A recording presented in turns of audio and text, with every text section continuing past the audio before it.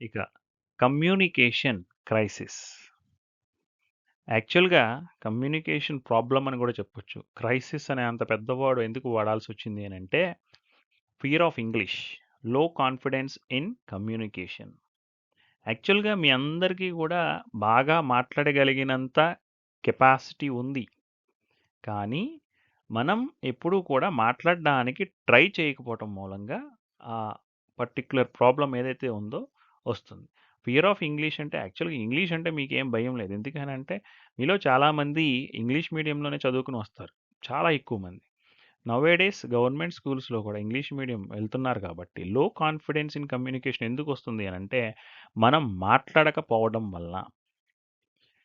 Cannot explain projects in interviews.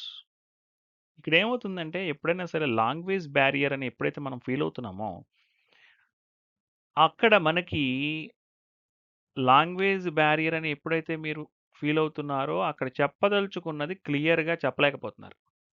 అప్పుడేమవుతుంది content వాళ్ళకి reach అవ్వట్లేదు. దానికి ఏం కావాలి? ఏం అక్కర్లేదు. ప్రాజెక్ట్స్ ఆల్రెడీ మీరు ఏవైతే చేశారో, ఆ ప్రాజెక్ట్స్ మీద బాగా ప్రిపేర్ అయ్యి వెళ్ళామనుకోండి, ధనాధన మీరు చెప్పుకుంటా ఎళ్ళిపోవచ్చనమాట ఆన్సర్స్. తరువాత interview performance suffers competence question.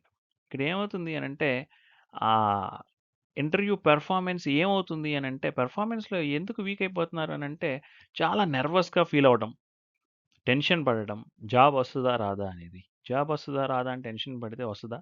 Tension పడితే రాదు. ప్రిపేర్ అయితే వస్తది. సో, దానికి ఏం అడుగుతున్నారు? మనం ఇంతకుముందు వీడియోస్‌లో ఆల్రెడీ చెప్పాం. జాబ్ డిస్క్రిప్షన్ ఏంటి? ఆ కంపెనీ ఏంటి? ఆ కంపెనీ ఎప్పుడు ఎస్టాబ్లిష్ చేశారు? ఎన్ని దేశాల్లో ఉంది?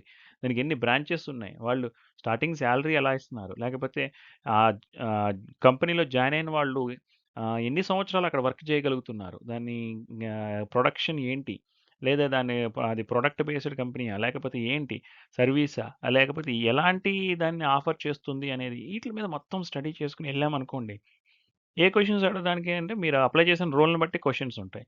మీరు ఇప్పుడు సపోజ్ పైథాన్ డెవలపర్ రోల్‌కి అప్లై చేసిన తర్వాత మిమ్మల్ని లోపలికెళ్ళిన తర్వాత డాట్ నెట్ మీద క్వెషన్స్ అడిగారనుకోండి క్లియర్‌గా చెప్పొచ్చు. ఏముంది నేను కంప్లీట్‌గా పైథాన్‌లో ఫుల్ ఫ్లెడ్జ్డ్‌గా ఉన్నాను. డాట్ నెట్ నాకు రాదు.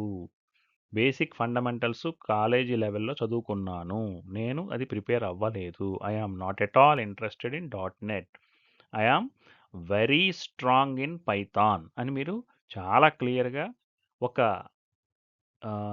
అదెలాగంటే పొలైట్‌గా చెప్పాలి. అంటే ఏదో మనం అగ్రెసివ్‌గా ఆళ్ళ మీద అరిసినట్టుగా గాకుండా, మనం కొంచెం క్లియర్‌గా, నెమ్మదిగా వాళ్ళకి అది కన్వే చేయగలగాలనమాట.